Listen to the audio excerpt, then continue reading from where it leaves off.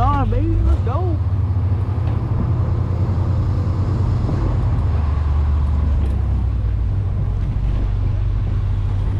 Hell nah. Everyone got their seatbelts on? Yep. There's seatbelts here? There's if there were seatbelts, I'd be worried. Oh, no. Okay, we're good. Yo. I was kind of expecting that, right? You weren't expecting this? Yes, I kind of was. Yeah, it's a swamp buggy for a reason, guys. Cool, huh? No. I wanted to grab that. I wanted to grab that so bad. Oh, yes. New game. Grab the weed.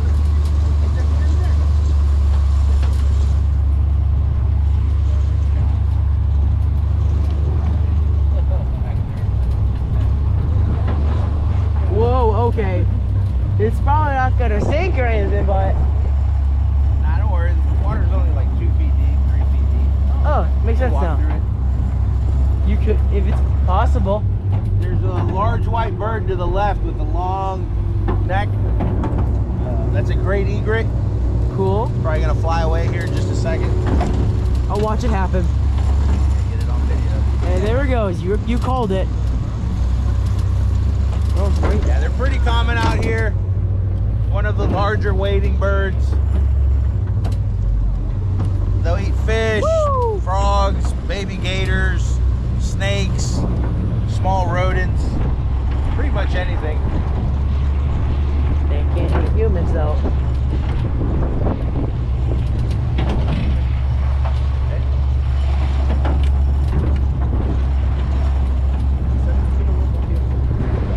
He called it.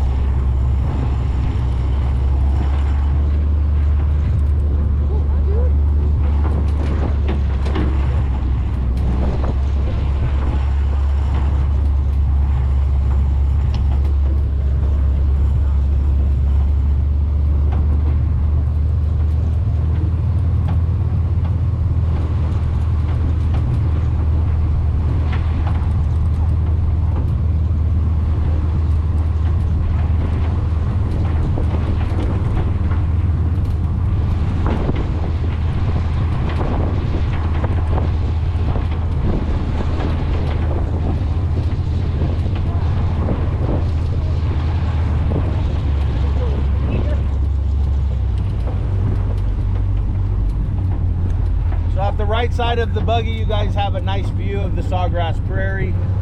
That's what the south side of the road looked like before the mangroves started growing in, about 40 years ago. And then all of the water that you see here is rainwater that accumulates throughout the year. There's no water from Lake Okeechobee and Big Cypress. So Big Cypress is not part of the Everglades. This is actually a separate ecosystem and a separate watershed. All of this rainwater is flowing south towards the Gulf of Mexico. It's being filtered by all the different plants and grasses, so the water never becomes stagnant. This is not the dark, stinky swamp that most people think of. Our water is actually pristine. It looks murky through here from the buggies driving through and stirring up the silt, but if you were to come through on the first ride, this is crystal clear. The prairies are flooded for about 6 to 8 months out of the year. Spring and summer are the wet season. Winters are dry season. It'll stop raining for about 4 or 5 months. All of this could go completely dry.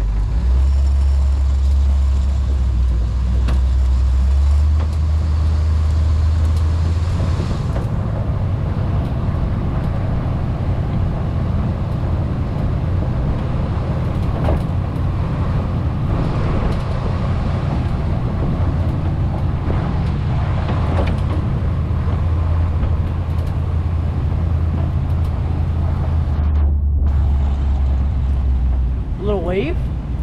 That's the wake from the buggy. That's the water we were pushing. Oh. There's a couple of white PVC pipes off the right side. Those mark the property boundary. Everything on this side is private property.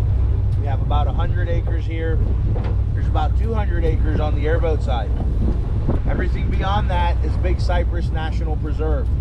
It's all federal land. It's managed managed by the National Park Service. There's a visitor center just down the road. You can see that silver rooftop, the American flag. Big Cypress was established in 1974. It was the first national preserve in the United States. There are over 729,000 acres out there. Over 750,000. So what you guys see on the airboat rides and the buggy ride today is just a small fraction of what's out there.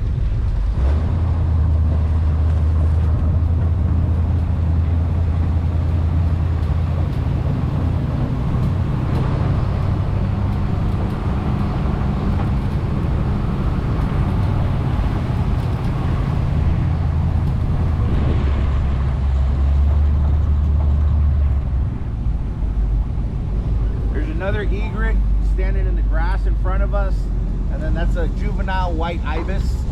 I see it. It'll turn completely white once it reaches maturity. There's the egret. Those of you that booked the Airbnb can get off the buggy right here. Cool. Oh, it's funny. Just like the pictures, isn't it? Alright, that's what we're fine. I guess the kids go. So down here we have the Seminole and the Miccosukee Indians. These are the traditional structures that they lived in. They're called Cheekies with a CH. The Cheeky up front with the windows would have been the cooking hut. They would have built a fire on the ground. There's a hawk flying behind. Yeah. Do that. Just flew away. Cool. They would have built a fire on the ground, and the smoke would rise and billow out through those windows. Those are actually chimneys on there. The other Cheekies around it would have been the sleeping huts and a permanent camp. Those would have a wooden platform about 3 feet off the ground. That would give them a dry living space. But they would sleep in the top part of the Cheeky. There's a loft up there. They would have had a ladder going into the top. And during bad storms or hurricanes, they could cut the poles and drop the roof on the ground, and they could use it as a bunker. The wind would blow over the top of it. This is a replica of a camp that was built by some local families. These were built before Hurricane Irma in 2017. So they've gone through 2 Category 5 hurricanes with several other storms and tornadoes since then. That thing has power.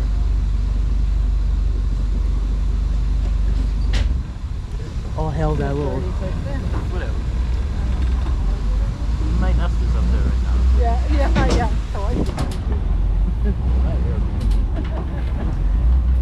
We have willows and maple trees as we enter the Cypress Strand.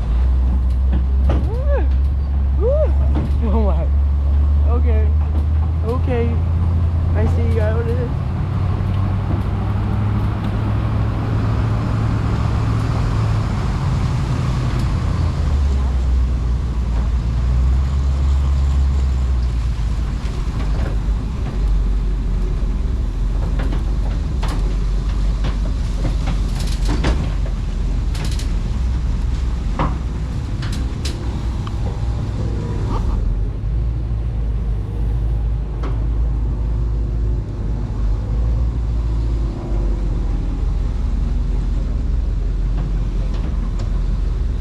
Tall trees with the needle-like leaves, those are the cypress trees. Cypress are an ancient tree species. They're related to the redwoods and the sequoias, like the ones on the west coast. So these trees can live for almost 3,000 years. They can grow over 120 feet tall and over 30 feet around the base. An ancient cypress can be bigger than this swamp buggy around the bottom.